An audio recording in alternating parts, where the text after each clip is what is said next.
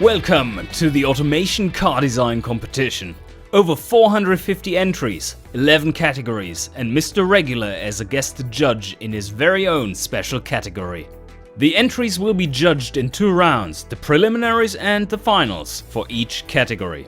The categories span from way back 40s luxury barges all the way to futuristic concept cars. The finals are judged in more detail on a scale from 0 to 10 in the main category and on a scale of 0 to 5 in 4 secondary categories for a maximum score of 30 points in total.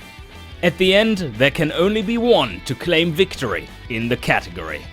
Today we shall find out who will win in the 60s muscle car category. In this category we had 6 finalists, that is 5 times a 7 and 1 8 from the preliminary round. And now we are going to get started to figure out who's going to steal the crown. Our first competitor is Ashley Black 3 with this creation we see right here. Quite imposing front, massive front lip. Yeah, quite a looker. Quite a looker. I enjoy the very round headlights on this one. And the slightly disparate sizing on them has a good look to it.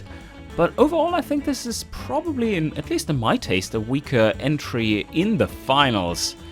Still, like, really good. I mean, this was selected out of almost 70 cars to be in the top 6, so it's not bad whatsoever. But come on, 412 kilowatts, yeah. Anyway, judges, what do you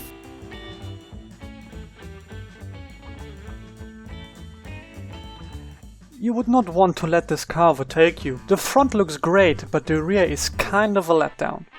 A great muscle car front and the rear with less care into the design. That is still era correct, but lacks some refining. Nice coloring, but the wheels are too big. This car has the aesthetic solidly down, but the wheels and larger-than-life elements make it look edematous. Front looks cool, has chrome and a nice cool grille. Then you go to the rear and get disappointed. More details in the rear fascia, with chrome around the black rear vent, would have given a +1 to the score. It's not the most cohesive design ever, but I certainly can't fault it. Nice details on the front with the 2 grills and badging. Good lettering and fixtures placement on the front, but can't be said the same for the rear. A great job was done on the front in particular, by far the strongest part of the design. Nothing outstandingly creative. Apart from some vent inside a vent, there isn't an unusual use of fixtures in the design.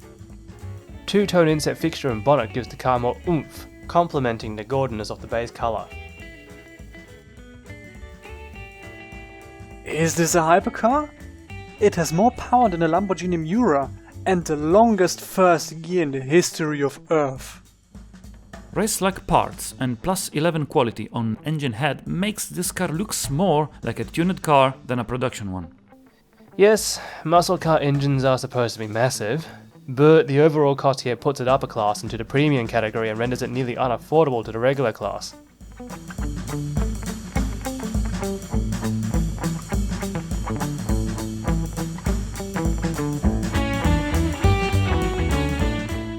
And next up is Dead Puncher Toy 4. And what a car this is. This looks proper muscle car to me. And it is a good one. Has some reasonable power numbers too. And just all around really good. Although I think the rear is slightly weaker overall. But still, just the front alone makes it one of my favorites in this category to win. But yeah, we shall see. What do the judges think about it then?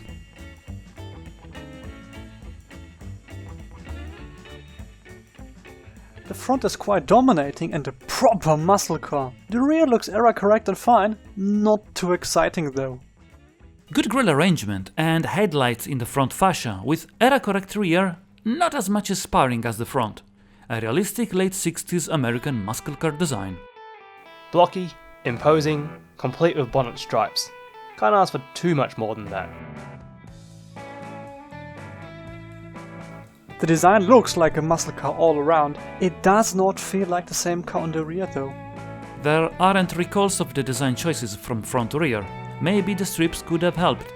There's nothing particularly jarring, though I feel there was a little bit of a missed opportunity not emulating the snazzy grille design elsewhere.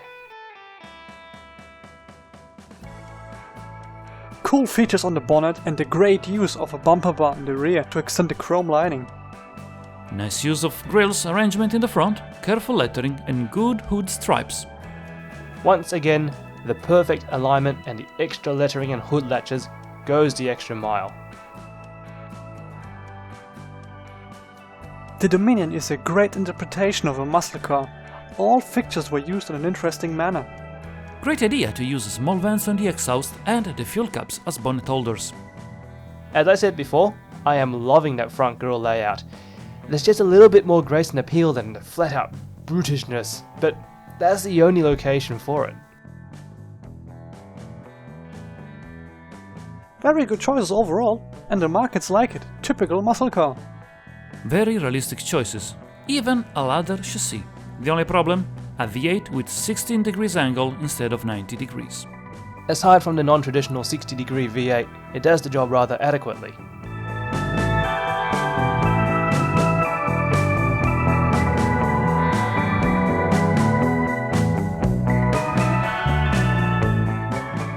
And next up is Grimbrand with this creation. Very special looking car, not in a bad way whatsoever. I really love the... Look at this badging! It's beautiful. Panther. Has all kinds of badging. It's the Marauder, it's a Panther, also supposedly a Torque Master. Oh no, that's just the engine. That's fine then. Anyway, there's so much going on here. Look at that. 498. Beautiful. Savage. Marauder in the back. The rear looks awesome. Anyway, I really like this one. Although I'm definitely not a fan of the sunken headlights. That is, it's just a poor excuse in my eyes. But there is an indication for that there are sunken headlights. As you can see, this is supposedly folding up as the chrome bits are broken up here. So something they thought about. Very nice. Anyway, my opinions in this case aren't worth anything.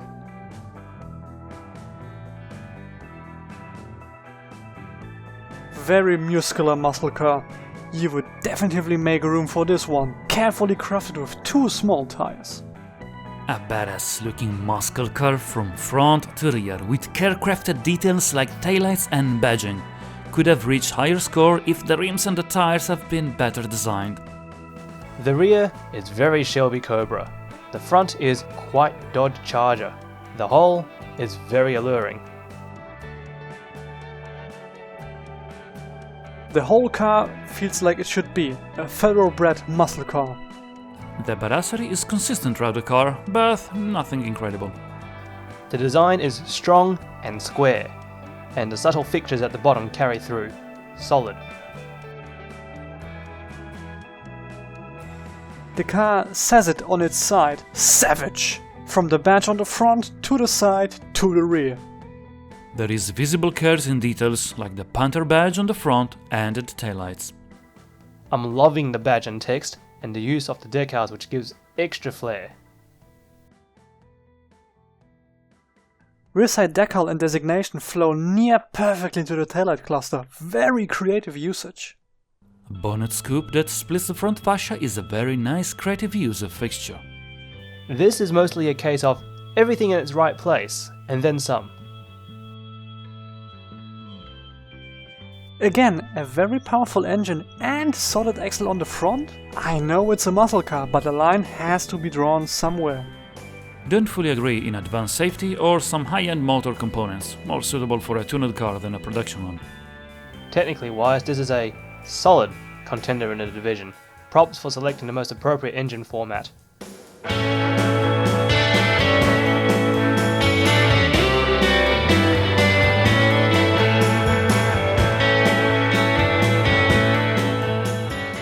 And the next car is by Loffley, and it is a very special looking car. Almost has some, to me at least, some premium demographic touches to it.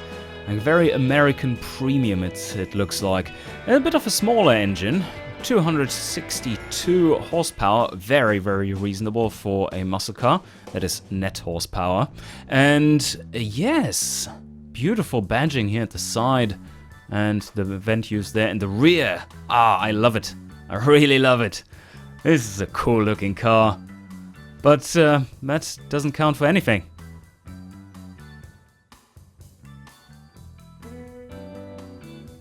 A completely different approach to design a muscle car, with great results, feels fresh and modern. An interesting and unique design that worked unexpectedly well for a muscle car. I'm a bit concerned about the lack of care of the detailing, but there is a very good idea behind it.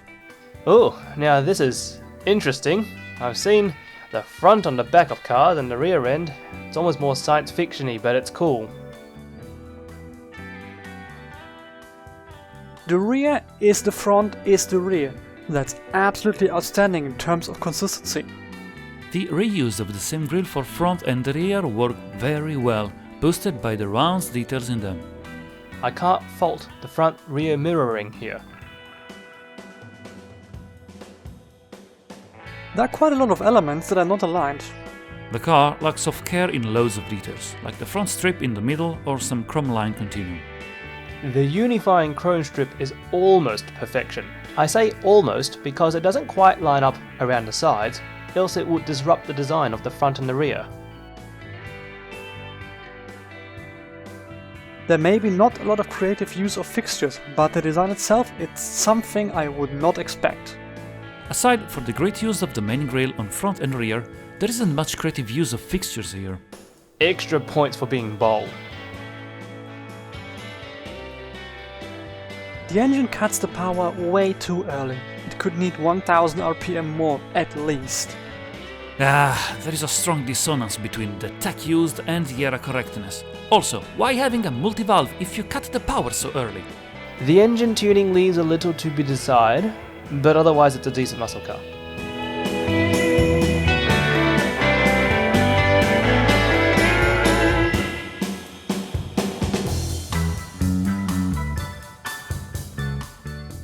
And then we have Ticonderoga with his not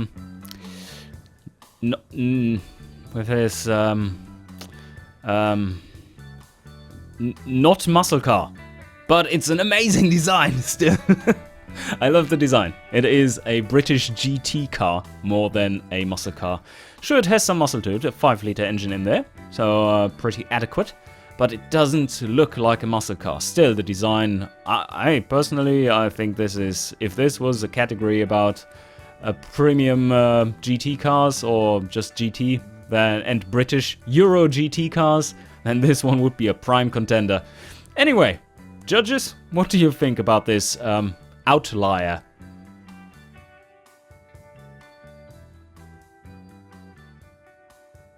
A really good design, but sadly it's more of a European touring car than a muscle car. You could also say when Europeans try to make muscle cars. It is a nice design, but more of a European sport concept car of the era than an American muscle car. It missed the point for me, unfortunately.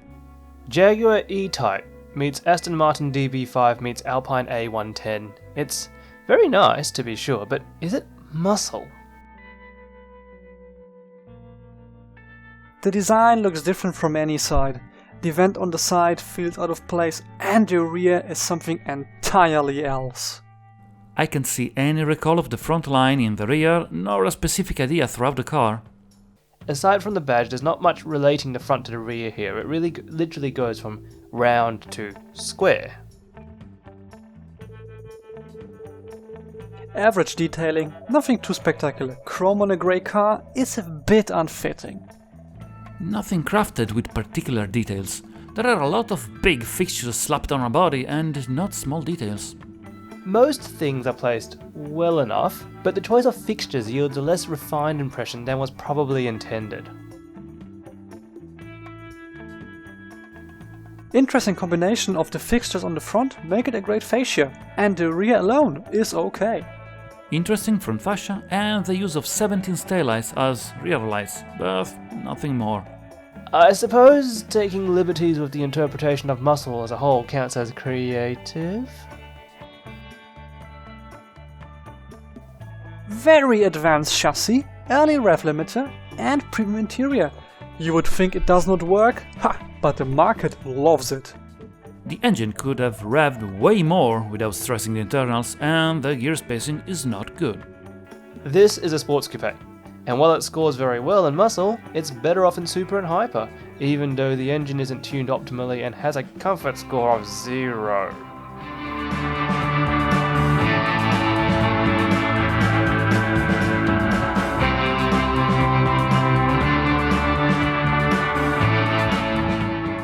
Our last contender for the crown in competition category C is Mr. Chips, coming out of the preliminary round with an 8. This is the quintessential muscle car look, in my opinion. Very spot on with the stripes. The badging here on the stripes is just awesome. Great idea. The use of the vents and hood on the bonnet, supreme. Very nicely crafted, and the rear looks the deal too. Very, very nice. I really like this one. But will it be enough to take the crown?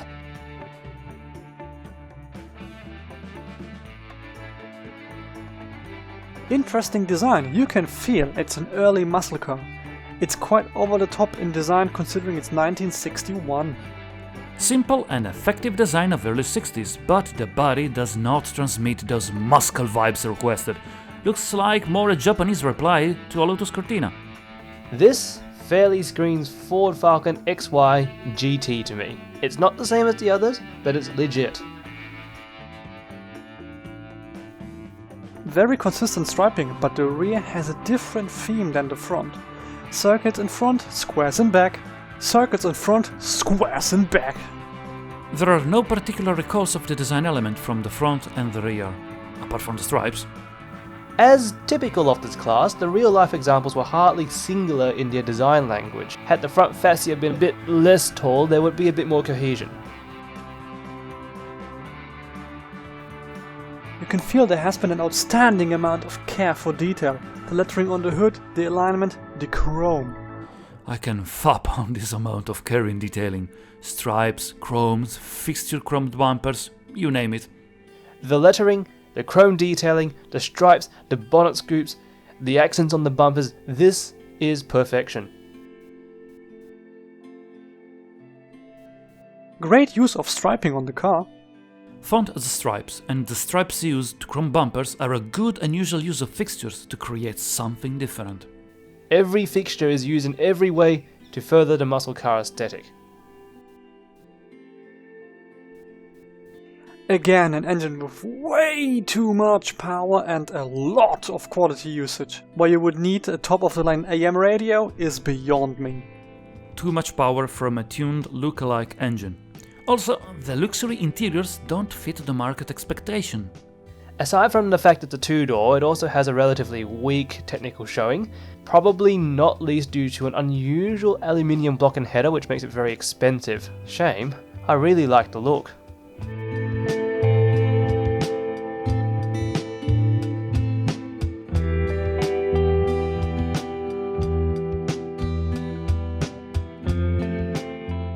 And this leaves us with one clear winner. A little bit unexpected, but here we go. Grimbrand, congratulations on taking the crown in category C, 60s muscle cars. Well deserved, 24 points in total. And we have a tie for second place between Dead Puncher Toy 4 and Mr. Chips, both at 22.5 points. And then a third place, well, fourth place. That is Loffley with 21 points. An excellent final round for category C, and I'm looking forward to the other finals. Hope you enjoyed, and see you guys next time.